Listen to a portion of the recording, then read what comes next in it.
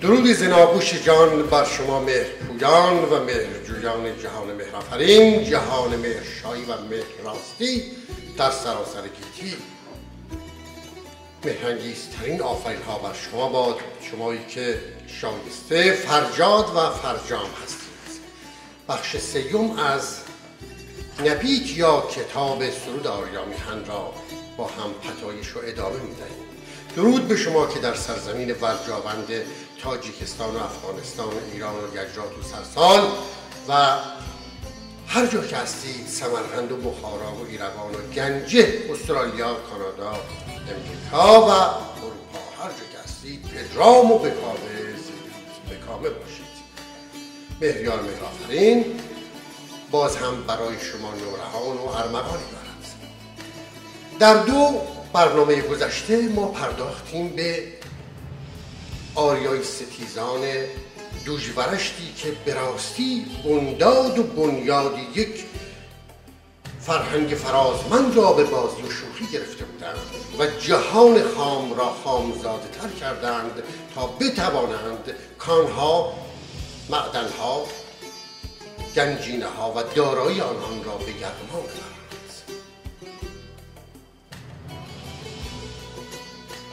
مخوانم کم که بسیارم، مرا ننگ است خاموشی، مرا ننگ است خاموشی در این هنگامه دیجور که یغما میبرندم خاندان ای آریا میهن. مرا ننگ است خاموشی در این هنگامه دیجور که یغما میبرندم خاندان ای آریا میهن. من از دامان البرزم، من از دامان البرزم چو پرنیق دماوندم. پرنیق نوک قلعه میشه. من از دامان البرزم چو پرنیق دماوندم که هم کهزادم و هم کوهکانه آریا میهن. من از دامان البرزم چو پرنیق دماوندم که هم کهزادم و هم کوهکانه آریا میهن. کهزادی، کهبدی، هیربدی فروزه های نیاگان ما بودند و دینهای ابراهیمی آمدند تقلید کردند از ما. هنگامی که میگویند کو محبت پیامبران است، شما نگاهی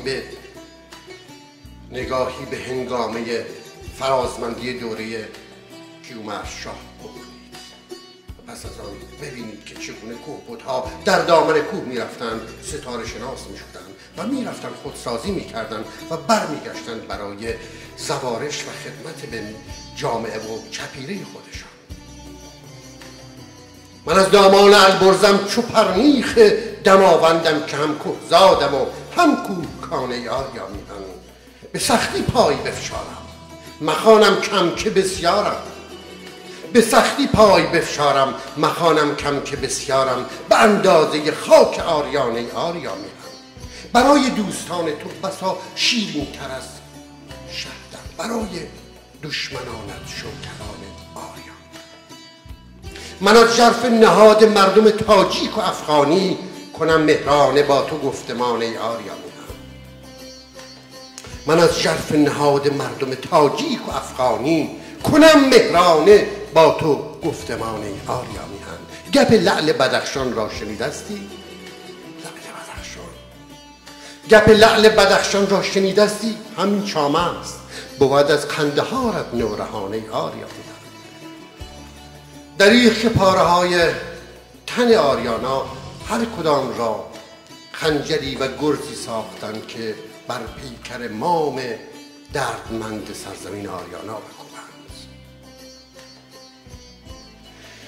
من از ژرف نهاد مردم تاجیک و افغانی کنم مهرانه با تو گفتمان ای آریا میهن. گپ لعل بدخشان را شنیدستی؟ همین چامه است، بود از قندهارت نورهانه ای آریا میهن. نه تنها سغد آمویم، تخارستان گلرویم، همار سبز و خرم شادمان ای آریا میهن. بجاست در این هنگامه کلاه ستایش از سر بردارم، به یاد شاهزاده تخارستانی برد و شار برد. آن پاک نهادی که از خردی در کمند کید تازیان افتاد و هنگامی که او را به سرزمین بیگانه بردند و او را از زبان فرجاوند دری جدا ساختند تا او را به بردگی بکشند. بیاد داشته باشیم که روان و گوهر سرشت تخار کودک چنان بود که هنگامی که سروادگر شد و سرود گشود، به نبرد فرهنگ مدارانه با سپاه فرهنگ خار تازی و اسلام برخاست و میدانیم که چه سرنوشتی و چه شکنجه‌ای کشید. تخارستان برای من نیایش سوی است. نه تنها سوخت آمویم تخارستان گلرویم، هماره سبز و خرم شادمانه آریا میهن. سخنها مو به مو دارم، هزاران گفتگو دارم، من از ویرانه های بامیانه آریا میهن. دریغ و درد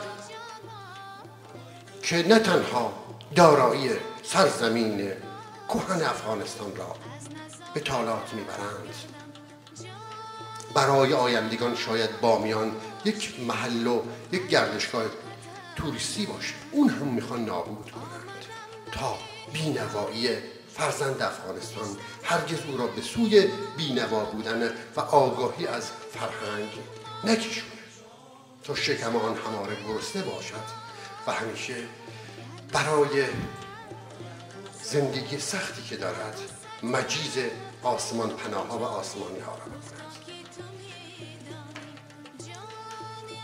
من برنامه ها را کوتاه برای این که به نهور شما، به گوش شما برسد پتایش میدم. امید دارم که این برنامه را ببینید، بیاندیشید. اگر نیکو بود به دوستانتان پیشکش کنید، اگر بد بود با آن به مانند بدی ها رفتار کنید. خب در این هنگام باید گفت که باده سخن مهرآفرین گوارای دل و جان و تن و روانتان باد. پدران و مادران من در تاجیکستان، ازبکستان، در سمرقند و بخارا، در قزاقستان، در اشخابات، در ایران و افغانستان، در لوگرستان، در آنجایی که گستره امپراتوری فرهنگ آریانا هست. پدران و مادران، آفتاب زندگیتان برکشیده با بدرود.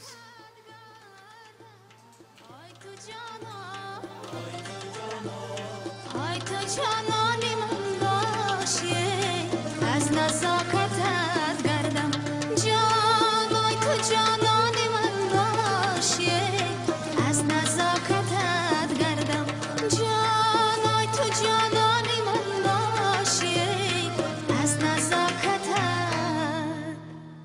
گردم.